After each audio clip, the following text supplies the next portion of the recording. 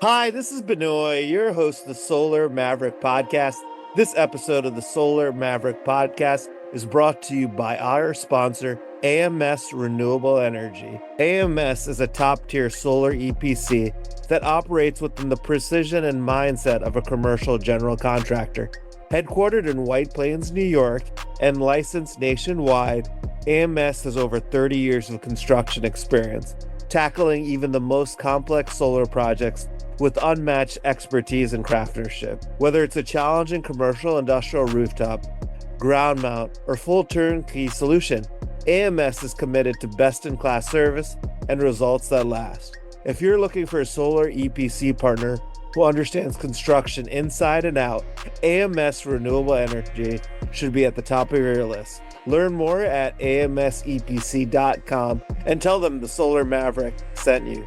Now let's get into the episode. Hi, this is Benoy, your host of the Solar Maverick Podcast. We will be having several in-person events coming in May and June for the Solar Maverick Podcast. I'll be recording a live Solar Maverick Podcast interview at the Mid-Atlantic Solar and Storage Conference on May 6th in New Brunswick, New Jersey. Looking forward to insightful conversation with industry leaders. Also, mark your calendars. The Solar Maverick Podcast is hosting a summer solstice fundraiser to support Let's Share the Sun on June 5th in Jersey City, New Jersey. It's going to be an incredible evening for a great cause. More details will be shared in the podcast show notes. Stay tuned and let's get into it. There's more housing starts per year than solar installed. So think about that. That means solar penetration's actually going backwards. It's getting less, which is a whole nother topic. And then when you really look at it, it's like, we don't have enough solar yet for this to even be close to concern in terms of penetration or affecting the power curves and things like that. Hello and welcome to the Solar Maverick Podcast, where solar meets entrepreneurship and experience. I'm your host, Benoy Thanjan, so let's get into it. Hi, this is Benoy, your host of the Solar Maverick Podcast. I'm really excited to have my co-host, and I can't keep up with how many times Nate's been on the podcast. It's Nate Jovanelly. He's the CEO and founder of Sunraise Capital or Technologies. Let me know what's the best way to clarify that. And thank you for being on the podcast. Actually, Nate was on the 2025 Solar Outlook that we had, and a lot of great feedback from that episode. People really enjoyed the conversation that we have. And it's always, Nate, great to have you on the podcast. Welcome. It's great to be here, Benoy, and I'm excited to get into it, as you say. Oh, for sure. Yeah, let's get into it. Our tagline. It would be great, actually, if you could start off with what you've been doing. It's now, been 2 years, or has it been? Yeah. I can't believe Almost exactly. May 1st will be 2 years, I believe. We've come a long way. We've built a lot of tier questions. So just to kind of inside under the tent a bit, Benoy saw my hat and said, wait, is it capital or technology? I said, let's save that for the podcast. We actually have both brands. And when I give you the high level rundown of the platform, I know you have a good understanding, but for the Mavericks out there, I think they'll get a clearer picture of why there's a distinction between the capital side and the technology side. But kind of stepping back just for a moment again, this all originated like a day ago because Benoy called and was like, hey, like I might have some tax that I would love to offset with something I believe in, which is clean energy. And can you help with that? And yes, I can, Benoy.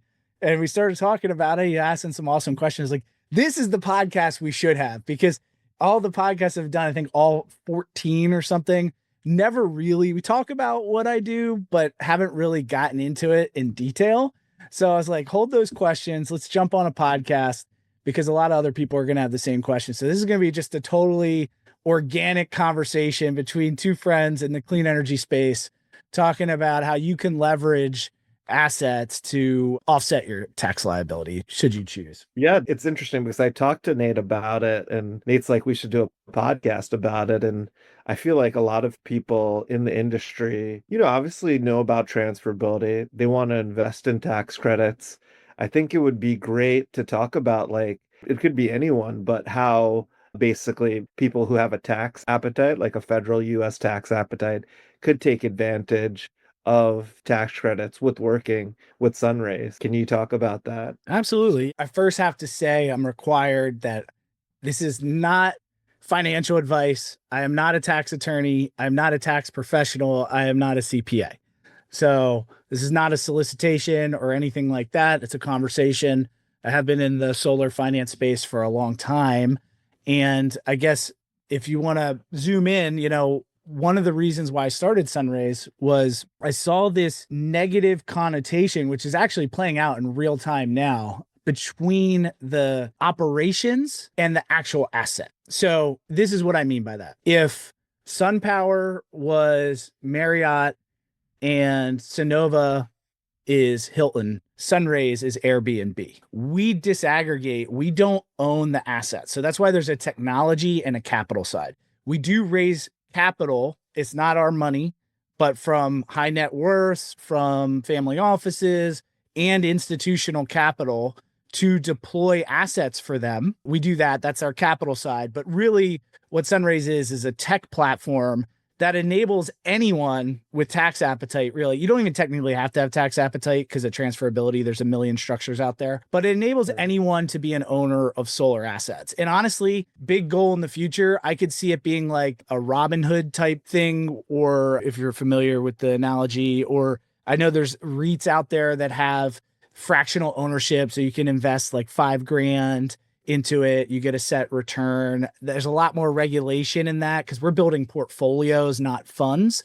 But I do see a future where we could truly open it up to anyone. Right now, we're doing fund sizes anywhere from 5 to 100 million. We could go lower. There's some efficiencies there. In reality, the other thing is that, again, back to the Airbnb.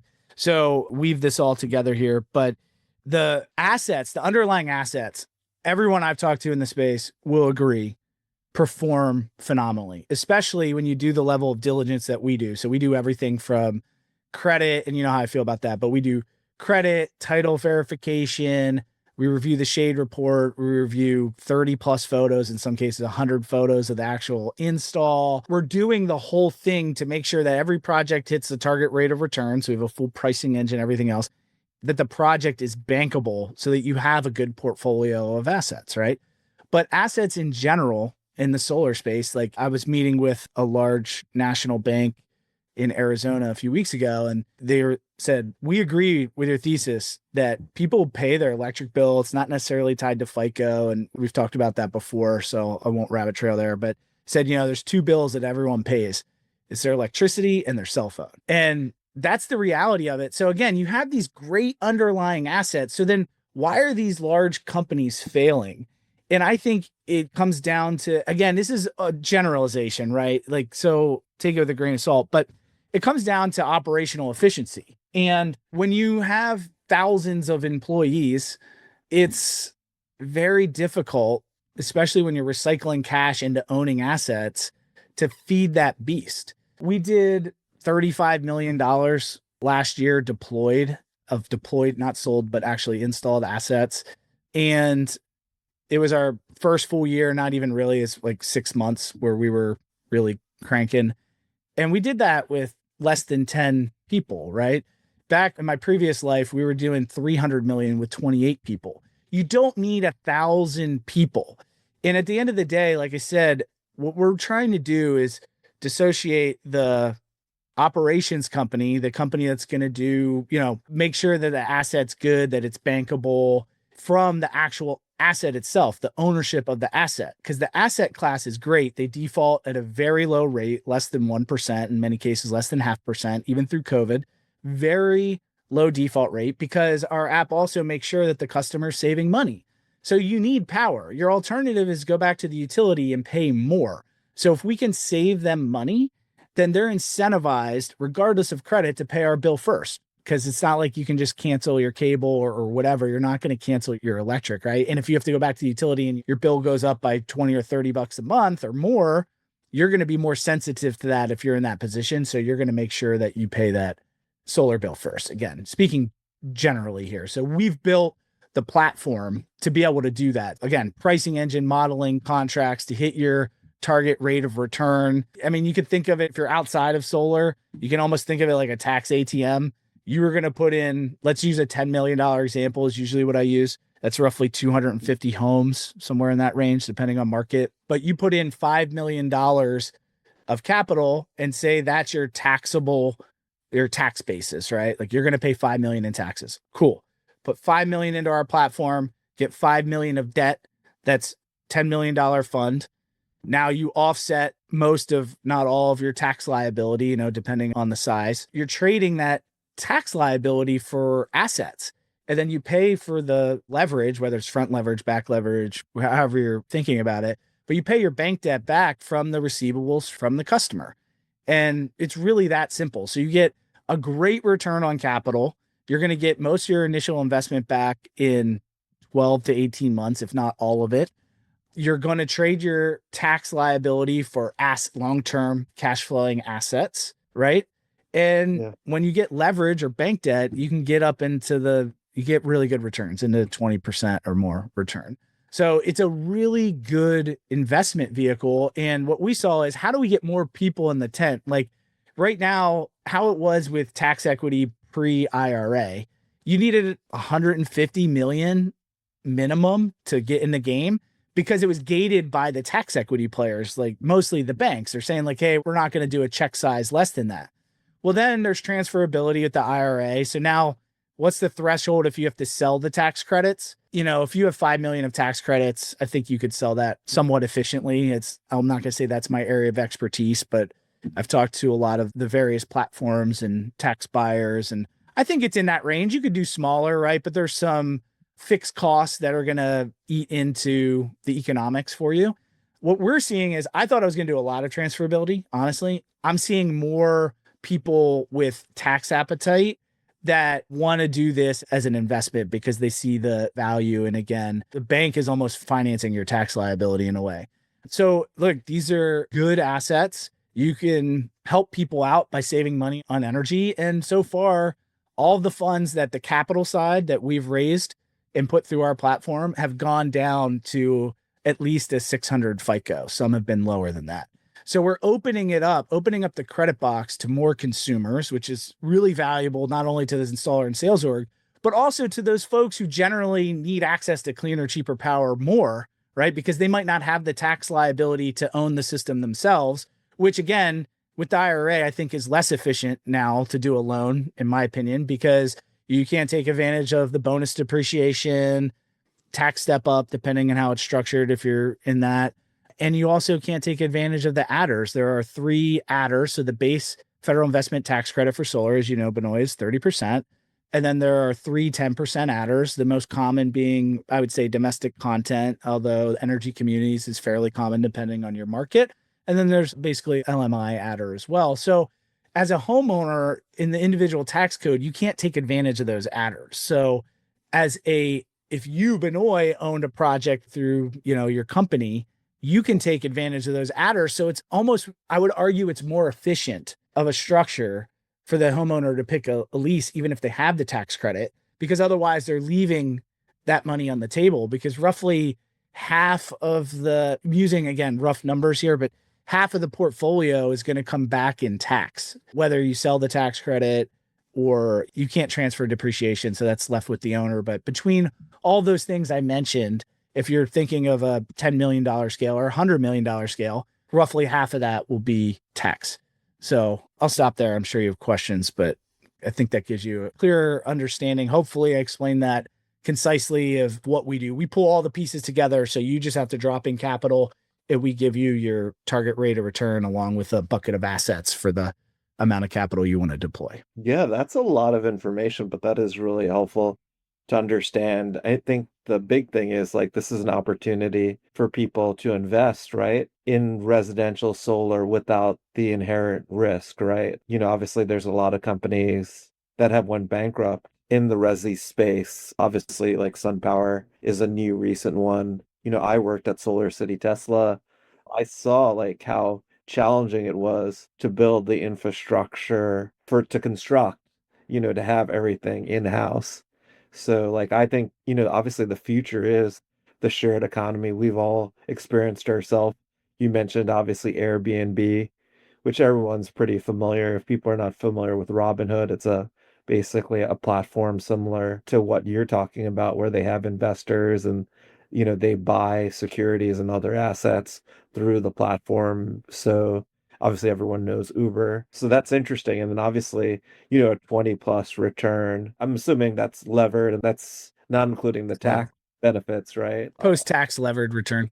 Yeah. Yeah, post-tax levered return. And then obviously with transferability and the different adders, there's like a huge opportunity where like an investor can take advantage, reducing or their tax liability on a federal side. Obviously, Nate and I have had numerous discussions. I've had numerous discussions with other people about the whole passive and active income. And obviously, everyone knows that usually like the tax incentives you could take advantage on a passive basis. But I think you were mentioning obviously a way to take active income and be able to apply the tax credits, because I think that's a game changer. Can you talk about that? Yeah, that rule really hasn't changed. Again, I'm going to caveat, I'm not a tax attorney, but I have some really good ones if anybody out there wants to dive deeper.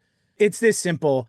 There's always been an active income requirement if you're active in solar. So you, Benoy, could offset active income because you're active in solar. There are 7 material participation rules to validate. I don't know what the right adjective, to make sure through the IRS, you have to hit one of those 7 to be considered active. And then by definition, you could take offset active income. Now, the caveat here is if you sell the tax credit becomes passive. It doesn't matter if somebody who's active in solar is buying that credit, they can't take that credit against active income. I actually spent some money to lobby the White House during the IRA to change that. And I thought we had good precedent based on other industries. I think the feedback I got through our attorneys was that, and SIA to some extent, was that they were receptive to it. But I think it's a trackability issue. When you do transferability, then you register the system, even if it's a residential system, alerting the IRS of effectively of your intention to transfer that.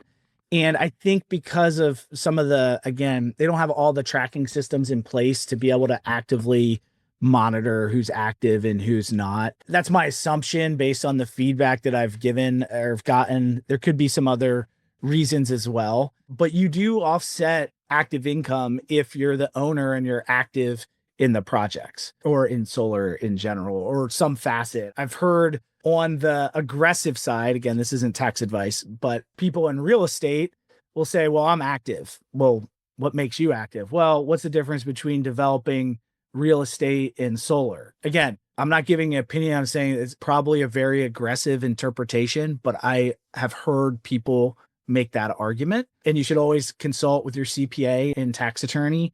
But we've done several of these smaller portfolios of projects, of assets for folks that were offsetting active income. Now, again, they're not selling the tax credit. They're using the tax and depreciation to offset their own active income. Yeah, that makes sense. I really appreciate you speaking about that because I think it's a huge opportunity, obviously, with people within the solar industry to take advantage of. So essentially, really, like the platform is you have preferred residential EPC installers, right? And then you have your investment pool or investment fund, and then you basically use the platform, right, to due diligence the opportunities you mentioned, obviously, like credit score and some of these other things. It was interesting because even back in the early 2010, 2011, 2012, I worked on some of the first structuring of tax equity funds. So we looked at I know I mentioned this before actually on another podcast with you, but how we didn't really look at credit scores. We really looked at what the percentage is of people that pay their energy bills, and it's extremely high rate. And then obviously you've found investors who are comfortable with the asset class, right? And then like I guess what's really like the difference between someone like you and Sunrun, like Sunrun doesn't seem to have like assets under management in a sense of like, they seem more of like a platform type of company. I see them as vertically integrated. To make us like a Sunrun, again, this is my view of this is if we were to look like a Sunrun, if we took like 5 installers across the country, and because there's not really one big national installer, and rolled them all up with us as a platform and just financed our own deals. So we raised capital and just had our own little, then we'd be a little Sunrun is how I would look at it. But right now I see us more as, again, we're the tech platform. So we're helping that investor, basically doing everything from them through billing and collections, asset management, O&M. We're doing the whole thing. So, the front end, you have generally there's 3 milestones in a project, right? So we'll call them notice to proceed, meaning we looked at this, it meets our criteria. You're approved to start construction, which is usually when you submit for permits and things like that. There's mechanical completion, which is the system is built. It's on the roof. Usually takes a day to build one. And then there's permission to operate, which is the utility says, yep, you're good to turn it on. So those are the 3 milestones. So there's a few things that we do here. One, we make sure that at NTP, before we give the job approval, that the shade report's correct. We look at the production settings because we lock them in our system so that we can assure that the production is going to be accurate because you're selling power, right? You're underwriting the system. So the system has to produce what we said it's going to produce. So we handle that. We look at title, make sure that the person who signed the contract is authorized to sign it, i.e. they're on title, or if they're an LLC or a trust, then there's some other documents that we have to look at. We look at the home type. Maybe most people don't take mobile homes, for instance. They can't support it, generally speaking. Maybe you don't do shared roofs, or usually you don't do condos, right? There are single family homes in Florida that's considered a condo because the homeowner doesn't actually take care of the outside of their house. So there's all these different things we look at to qualify the job because we don't want the installer to build the job and then not pay him for it, because the protection to the finance company is they don't buy the asset until it's built, inspected, and approved by us. So that happens at that M2 milestone or the mechanical completion. So we get a commitment letter or put the money in escrow so the contractor knows it's there. They're going to get paid. They're not going to build it. It's not going to get paid. Then we follow it. Then, mechanical completion, there's a whole nother set of things that we have to look through, all the photos, make sure that everything was installed. I'm going to use air quotes correctly. It's not like necessarily our job. There's inspections, but make sure that it's safe. It's going to produce that. They said there are 16 panels on the north side and 18 on the south side of the roof. Yep, there are. There's, here's the inverter. It's commissioned. It's reporting properly. We can see the system, high level down to following the grounding wire. So I don't want to oversimplify what we do. It is a lot of photos, but we look through that. It takes us, an hour and a half per job. Once we approve it, that's when we call funding from the partner or pull it from escrow and pay the contractor. And then they're able to submit at that point for PTO, and we collect payment information as part of NTP as notice proceed and upfront from the customer. So we have a bank account that's linked, right? That's a requirement. We do welcome calls. We mostly use automated AI welcome calls at this point. They're really good. So all these things to make sure that you're getting an investment. You have the customer that understands the contract. You have them recorded saying, I understand how this works. And, so your risk is always, I think, for default, is the contractor. And if you can cut out the sales rep didn't promise me X and didn't deliver it, which we can do mostly through the welcome call, 99.9%. And then if you work with quality contractors who care and do a good job, then your collections rate is going to be really high, because we also have in our pricing algorithms by utility, obviously by state, by utility, rate caps to ensure that the customer is going to save money in year one. And what we've seen is that the price of power is way outpaced the broader CPI. I mean, I think in Florida, and someone can look this up, I didn't, so a little bit from the hip, but I believe it's like 8%, which is where I'm located, in the last 10 years. Before that, I was in Pennsylvania, and it was, I think our electricity rate doubled in 4 years. So you start with savings, and generally we see, even if there's an escalator on the lease, which the highest that I see in the market is 2.9%. So every year lease payment or PPA, whatever, power purchase agreement, your price of power goes up by 2.9% for the solar. It's pretty common. There are 1.9s, 0.9s, and zeros. But even at that, in my experience over the last decade, I've seen nothing but more savings per year because the utility rates going up faster. And it's really just a hedge against rising utility costs. And we talked about this on the last podcast. Man, that's one I will debate. I just don't see power prices in this country coming down anytime soon for all the cliche reasons that are very obvious, but also I mean, if you even just take Florida as an example, when they tried to get rid of net metering, they're saying that solar increased the cost of power, but they had a rate case that had like 28 reasons why they needed to raise the utility rates, because they have to go to the, PUC or the Board of Public Utilities or whatever it is in every state. And solar wasn't even listed as one of them, but they're trying to say that solar increased the cost. And another fun fact I learned, and again, shout out to a buddy over at CED who, I don't know if he wants to be named, and I believe this is true. I did not fact check it, but he was like, did you realize even in Florida, like, which is one of the best states for residential solar right now, he's like, there's more housing starts per year than solar installed. So think about that. That means solar penetration's actually going backwards. It's getting less, which is a whole nother topic. But again, that was a wild stat I had never considered before. I think about the amount of people that go solar. And it's like, yeah, at some point, it'll affect the grid, like in California or Texas, here in Florida. I don't want to speak specifically about Florida, but just giving an example that does apply pretty much everywhere. And then when you really look at it, it's like, we don't have enough solar yet for this to even be close to concern in terms of penetration or affecting the power curves and things like that. So that's my take on it and my 2 cents. But at the end of the day, I do think the primary driver, it's just reality, is savings, right? For going solar. And I think that somebody asked me on LinkedIn the other day, well, of course it's savings. Why isn't the penetration in the US much higher? It's like, wait a second. If you look at California and Hawaii, they have insanely high solar penetration rates compared to everywhere else in the country.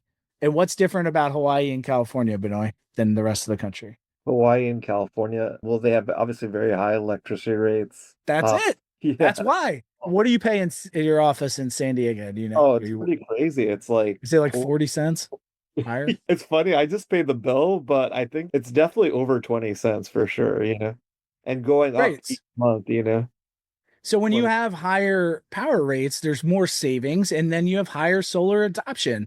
I think there's a whole bunch of other factors we've talked about a lot that are my opinion, and people don't have to agree with them. But, I think the younger you look at in generations, the more favorable outlook towards solar. I do think it's bipartisan. You see equal amount of Democrats and Republicans, and there's a couple cool studies I've cited on this podcast about that, and happy to provide them if anyone wants to reach out on LinkedIn. But point is, like, the younger you go, the more support there is for solar. And I think the problem is that homeownership is just difficult. And we're still at a point, as I said all the time, that we are being sold solar. People aren't buying solar. And the difference is obvious. Like, people don't wake up and say, I want solar. I'm going to go research it and figure out how to get it. It's usually a cold call. It's a thing they see on Facebook. It's somebody knocking on their door, selling them why they should have solar. And until we get to the early majority where people can effectively buy solar online, where the process is simple, where they understand it. Tesla tried this. I've talked about that. I think they had some things that were a little off in their approach, but I applaud them for it. And there's other companies out there that are doing this now where they're selling direct to consumer, because most of the cost, even selling direct to consumer, is still a high customer acquisition cost. So the real cost of solar is even lower, probably, I don't want to say half, but it probably is close to half in terms of what you could install the customer for if there's zero customer acquisition cost. Now you're talking about 50% savings in your power bill. And I don't even mean in California. I mean in like Florida, right? And when you get to that point where people are buying solar in the early majority, the savings gap's wider, and it's just going to be like, a landslide, like an iceberg shifting into the sea, where everyone's just going to flood into solar. This is my opinion. You can maybe say I'm a dreamer, but this is what drives the market. And I think that the sale is presumably complex. People don't understand that. Look, before I got into power, I was in infrastructure. I was a chemical engineer by trade, worked for a large publicly traded infrastructure company and ran a team of engineers. And I remember when Pennsylvania, where I lived at the time, deregulated, meaning you could pick your power supplier. And I didn't work for IGS yet. I had no idea how this worked. And I'm like, why is the utility sending me mail every week to tell me to switch power suppliers? Not realizing the utility doesn't make money off of the sale of power. It's a cost to them. And a lot of states deregulate because they think that the third parties can do it cheaper. They can more effectively buy power for consumers and lower that portion of your bill because you have your transmission and distribution. That's where the regulated monopoly utilities make money. And then you have the sale of power on top of that, right? Solar offsets the whole thing. My point is, most people don't understand how it works. They don't understand net metering. Like, what's net metering? It's described as rollover minutes for your cell phone. I like to just simply tell customers, your meter's going to spin backwards. So if you're not home, you're on vacation, it's sunny out, your meter's just going backwards. And then when you come home and start using more power than you're generating, it's going to go forward again. And if it's net zero at the end of the month, you get no utility bill. You just pay your solar bill. If it's negative, those credits carry depending on state, but most likely are going to carry to the next month. And if it's positive, then you pay your solar bill plus the extra power that you use that you didn't produce, right? I mean, it's not rocket science, but I also deeply appreciate how the average person does not understand how this works. Like, we've had the benefit of being in solar and energy markets now for over a decade. So it seems like common sense, but I remember, point of my story, in Pennsylvania, before I started with an energy company, going, why in the world is the utility soliciting me to not use what I thought was their product, right? And so I can only imagine how people perceive it now and how it feels very complex to them, and it's expensive, and it's on their, their largest investment that they probably have, which is their home. There's all these things, right? Now, I do think we're going to get there. We're going to simplify it. I think there's a lot of things streamlining right now, and a lot of it starts with education. But these are the reasons that I don't think we're in the early majority. Now, again, once the saving is enough, people are going to figure it out. And then the cost is going to come down because the customer acquisition cost is going to come down. Savings is going to go up. And it's sort of, again, it's a snowball. It's just going to continue to grow, and you're going to see more and more adoption of solar at the residential level is my prediction. And like I said, with power prices continuing to increase, if every state had the same original policies as California and the same power prices, we would have the same penetration of solar in every market. That's my thesis. And if somebody disagrees, please send me a note. I agree. We have an office in San Diego. We had actually a fundraiser. I appreciate Nate and his wife coming. So I just checked on peak for San Diego Gas and Electric. So they use time of use in California. On peak is 43 cents per kilowatt hour. And then off peak is 23 cents per kilowatt hour. Yeah. 23 cents off peak is higher than probably, this is a guess, but I'm going to say it's higher than 45 states average utility price. Yeah. Right? So like Hawaii's obviously high. I think Alaska oddly is high, probably because of the infrastructure. Not as familiar with Alaska, but Jersey, Connecticut, Massachusetts, Rhode Island's pretty high. The Northeast is very power constrained again, because it's hard to get gas up to the Northeast. So what do you think's going to happen? More coal you take offline. It's hard to get gas. It's constrained. Power prices are going to go up. There's all these factors. There's aging infrastructure, right? There's natural disasters. Every time there's a hurricane in Florida, guess what? It costs the utility money to go fix those lines. And because they're a regulated monopoly, they get their return. They can put that into the budget for next year to recoup their loss. Again, I'm oversimplifying this in some ways. So I know people want to pick it apart. So I feel like I always have to say that for some reason. But this is high level. This is how these things work. So if everyone in Florida was paying 46 cents for power, especially here where you have 3 air conditioners, and like a modest size home, right now it's 85 degrees, and it's still in the morning. But yeah, if everyone paid 46 cents for power, guess what? There'd be a lot more solar penetration. I forget what it was in California. Is it 30%? That might be way off. But I mean, California has a high enough solar penetration where it makes the rest of the US like buoys and makes it look a lot higher as a country than it actually is. It's still relatively low in totality. But if you look at, again, California and Hawaii, again, oversimplifying here, there's other factors, but they get a lot of sunshine, i.e. and other things. But generally speaking, by far the highest energy costs, by far in the US, and by far the highest solar penetration. And I think you're seeing these other states come online, Texas, Florida. There's no incentives, but there's a lot of sunshine. And the real incentive is higher electric prices. As electricity continues to rise, what is going to in the foreseeable future, I think there's another rate case going right now here in Florida. But as prices continue to rise, there will be more savings. More people are going to jump in. And like I said, the more people that jump in, the lower the customer acquisition cost, presumably. That's how you eventually get to a direct consumer model. And now you're building solar for $2 or less, depending on your market, right? And now instead of 350 or whatever you want to peg the national average to. So that's the difference between paying $35,000 for a 10 kilowatt system and $20,000 for a 10 kilowatt system. That's a difference. This one I got to kind of make up because I can't do the math. There's a lot of variables, but that would be like 15 cent per kilowatt hour solar rate versus a 10-cent rate, right? If I could save you another 5 cents and say the utility is 17 or 18, and instead of 15 cents for solar, so I'm saving you 2 pennies and, $50 a month, I'm going to save you 7 pennies and $130 a month. Now it's super compelling, right? These are the factors that kind of go into this soup. And again, it's very complex. There's a lot of reasons, I think, why we don't have more solar adoption. But generally speaking, man, I'm still super bullish on it. And what we've created is a platform for people to take advantage of that and get in. Just like it's hard to get real estate right now, as you know, right? Like real estate prices are really high historically. Interest rates, I don't know if they're historically high, but they're higher than they were in COVID. So people say they're high. I mean, my first 2 houses had higher interest rates than where the mortgage rate is now. But all that being said, it's harder to get into. So if you could own this is a great asset class to own, right? So if you can own other assets, offset some of your tax liability, get 25 years of revenue, or you could always package them up and sell them after the tax, which is usually in year 6, after you take the tax and depreciation out. These are really good, strong assets, save people money. And that's what excites me. So if you have active income, we can help you. If you have passive income, we can help you.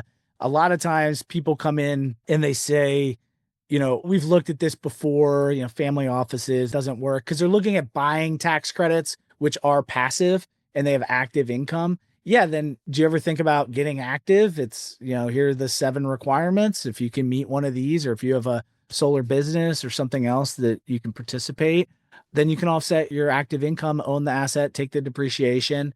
It's just another way to do it. Again, none of this is financial advice. So consult your CPA or tax attorney, and I can hook you up with one if you want to fact check me on any of this. But again, the structure, there's a million structures, as you know. They're all have their own layer of complexity. And what we're doing is simplifying that for investors so that anyone who wants to participate in the clean energy movement, maybe you don't own a home, but you want to own solar, you have tax, this is a way that you can get in the game. Yeah, that's great. I mean, there's so many great points. So California has 31% solar penetration.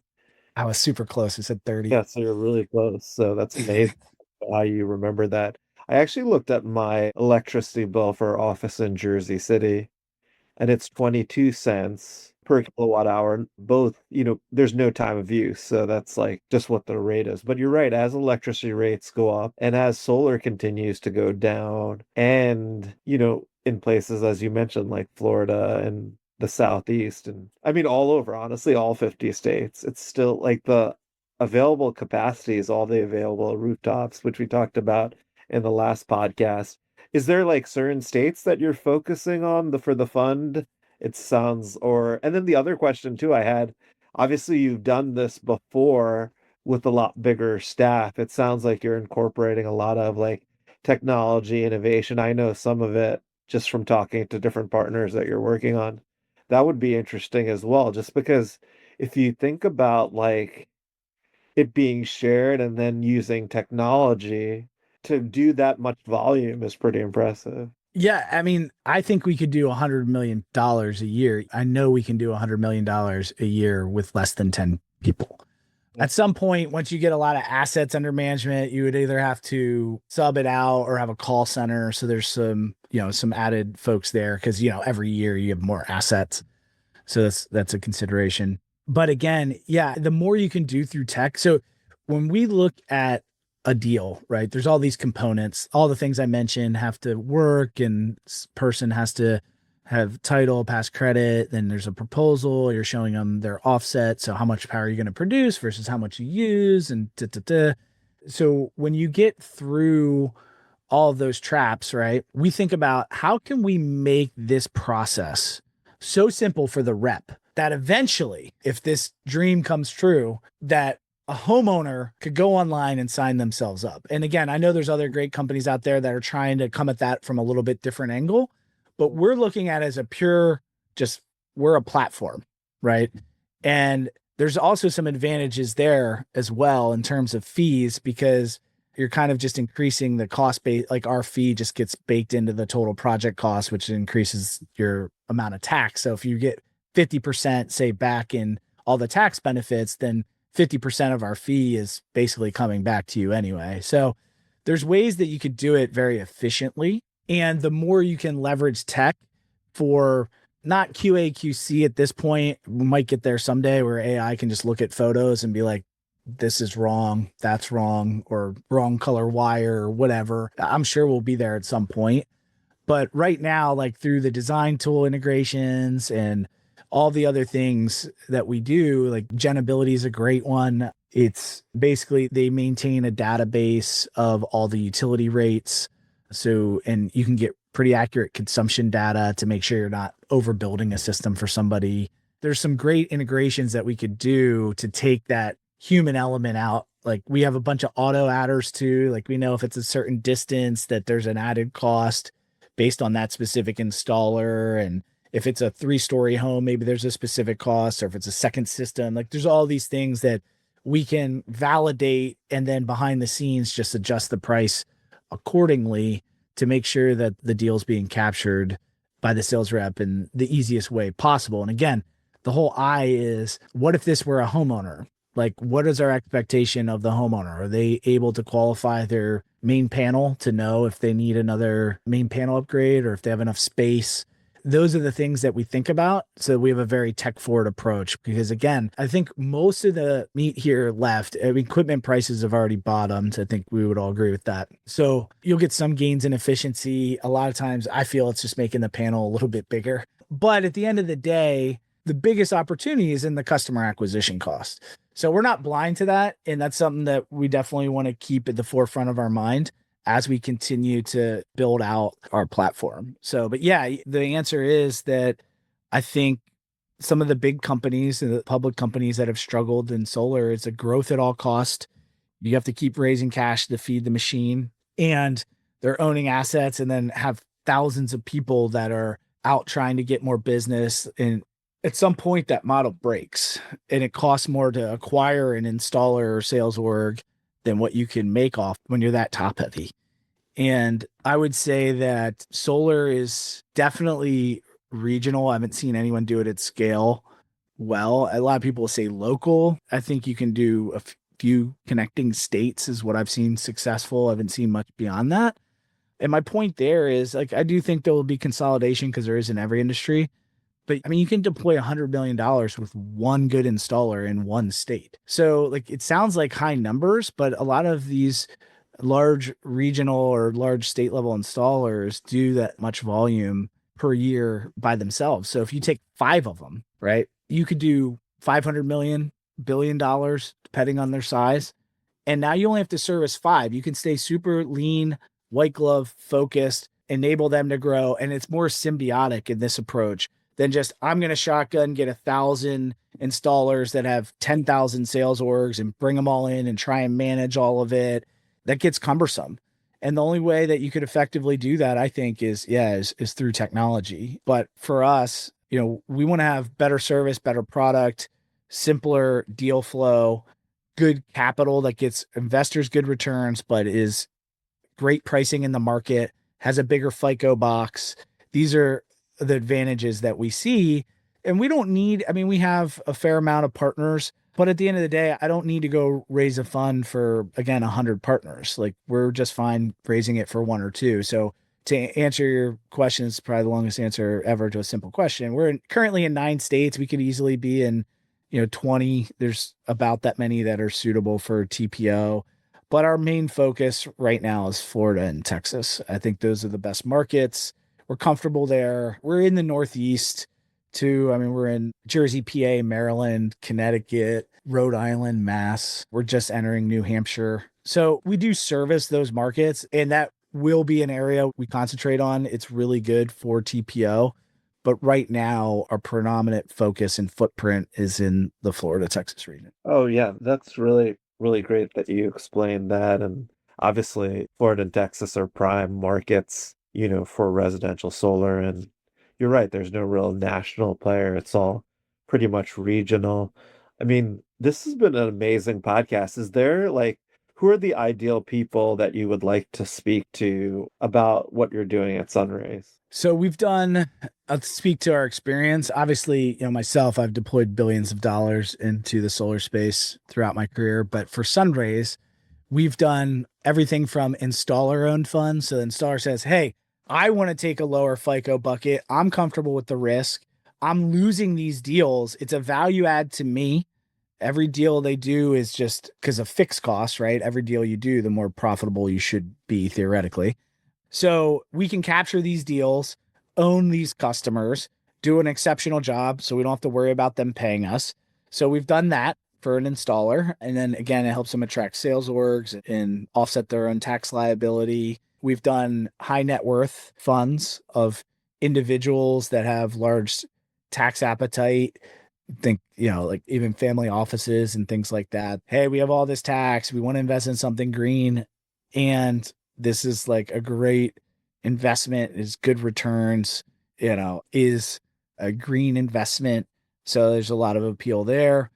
And then we've also done some institutional money as well. And we're in deep talks with a number of, say, institutional partners, banks and so forth that are interested in the assets, right? They want to invest in the assets because everyone, I think, in the industry would agree that the underlying asset, if installed properly and property QA QC'd, which is what we do, are good assets. So yeah, I would say if you're in solar and you have significant tax appetite, or I say in solar because the active income, so it depends on, again, we can get on a call, but if you're interested in owning assets, again, it's not a fund really, it's a portfolio of assets, like building an apartment complex in a way, or a bunch of single family rentals. You can think of us as the developer in this case. And for a commercial project, it's easy, air quote, because it's one asset, one offtake.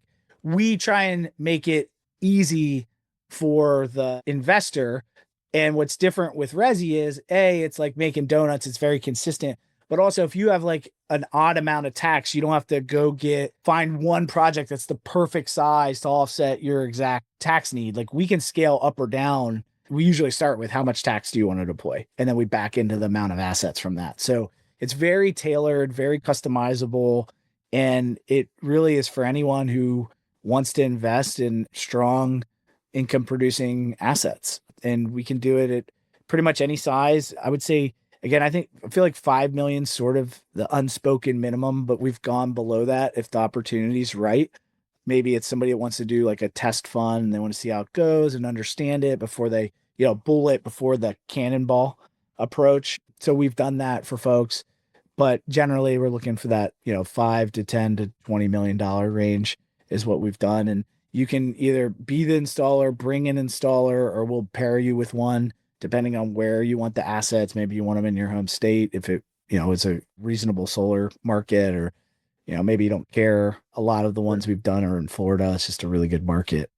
So yeah, in a nutshell, I mean, it's not everyone. A lot of people have tax liability. And if you own a business or family office or something like that, then this is a good way to offset your tax liability while basically trading your tax for assets, to simplify it as far down as I can. Yeah, that's a great way of, ending the podcast. Is there anything that we should have talked about or that we haven't talked about that you would like to discuss? No, I mean, do you have any questions? Like, you're thinking about participating in solar ownership. So what did I miss? I would ask that you're curious about, because I want to be a dialogue. Like, well, how does this work? Or how does that work?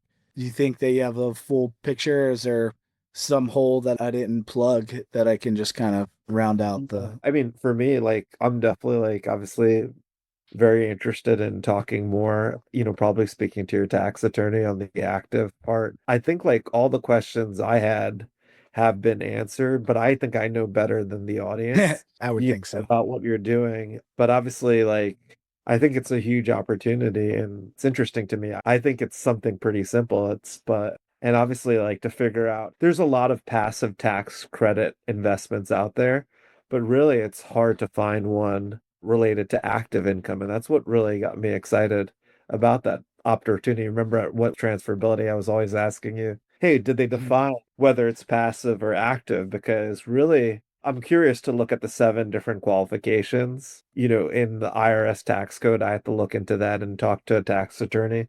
But this is definitely like something that I would be interested in.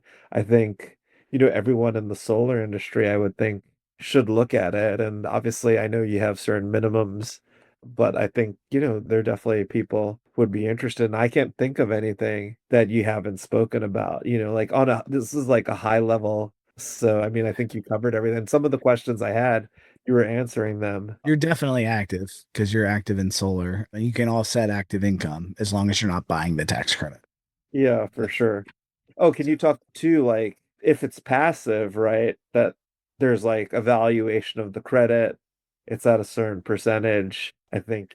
Yeah, if you're talking about step up, you can do like arm's length transaction and fair market value reports. And generically speaking, if you built the asset for 350, but there's some value add, then like a developer fee or R fee, you add that to the total cost of the project on your tax basis. It's debated and how much you can take, and it's kind of different for resi and commercial. So again, there's some of the nuance there, and that's one that would lean on, your tax professional, and also how it's structured. It's got to be an arm's length transaction.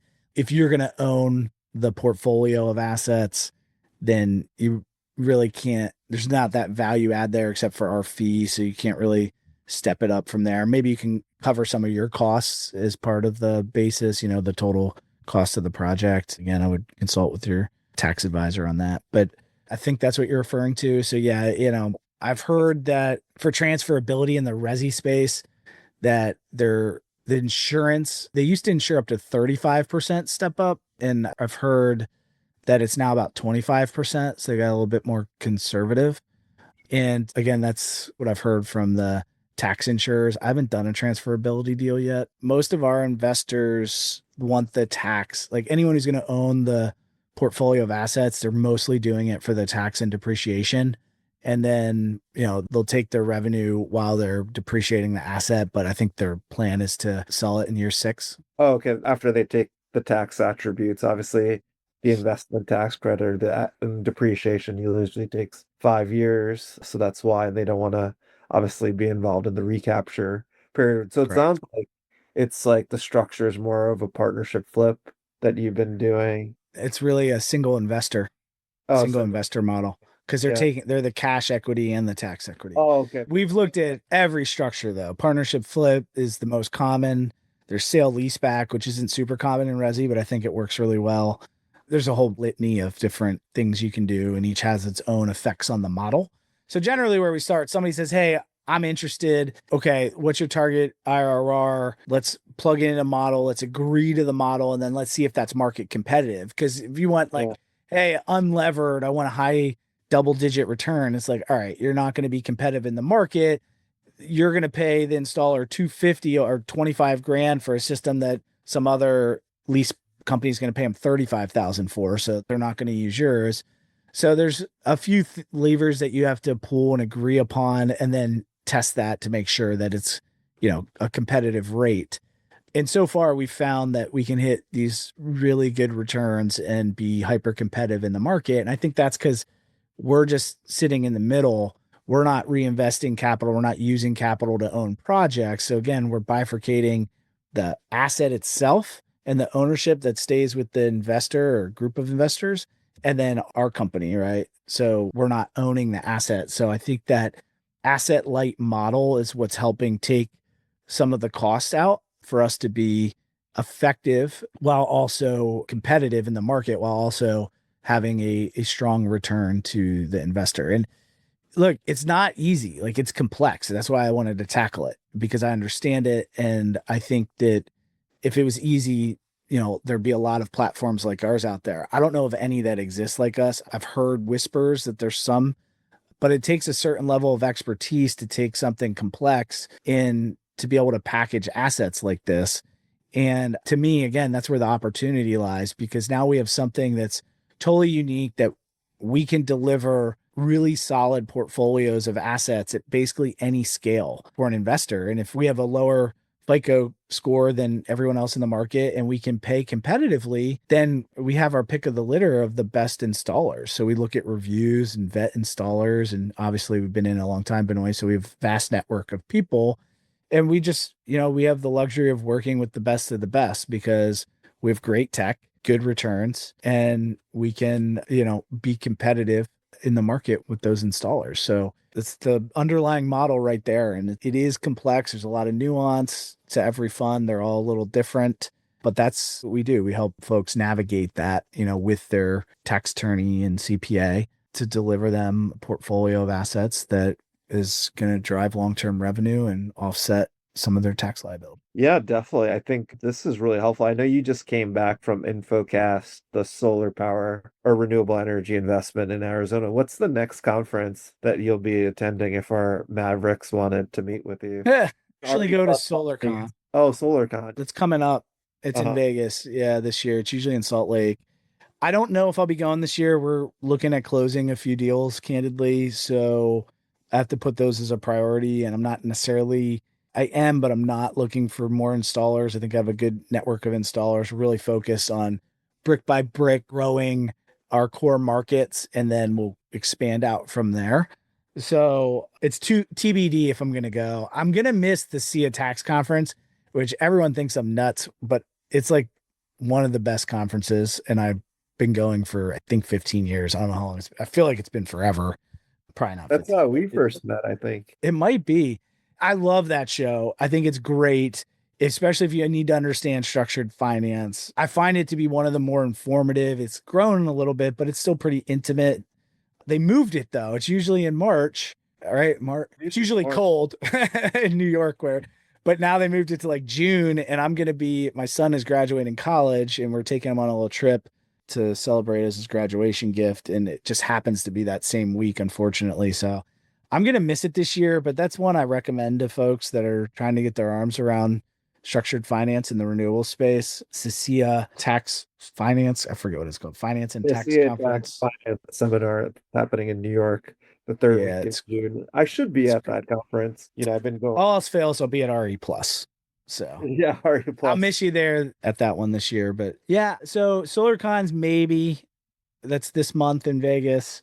Definitely RE Plus is in Vegas again too, right? So definitely be at that. That's not till September though. People could reach out to you. You could set up a call with them. Oh, absolutely. Yeah. LinkedIn is great. I love just send me a note. So what's the best way for our audience, which we'll have in the notes of the podcast, to communicate with you? I think LinkedIn is a great way, but if you want to send me a cold email, you can just send one to Nate at sunraisecapital.com. It'll be in the notes. Happy to talk with any folks that want to learn more about it, or if I can help educate you in any way, or bounce ideas off, or if there's something that resonated with you, happy to talk about it. Or if you disagree with some stuff, I love having those thoughtful discussions as well. So anyone who wants to reach out, I love talking solar. It's a passion of mine. It's not a job. It's really a hobby. I really believe that. So, I mean, yeah, anyone who wants to sit and talk about solar and how we can work together to improve the industry, I'm all for. So please reach out. Yeah, sounds great. You know what I was thinking? Like, obviously, I'm going to spend time due diligencing, after our conversation, stuff that you spoke about. Like, I probably could have a lot better conversation about this as I do the due diligence into it.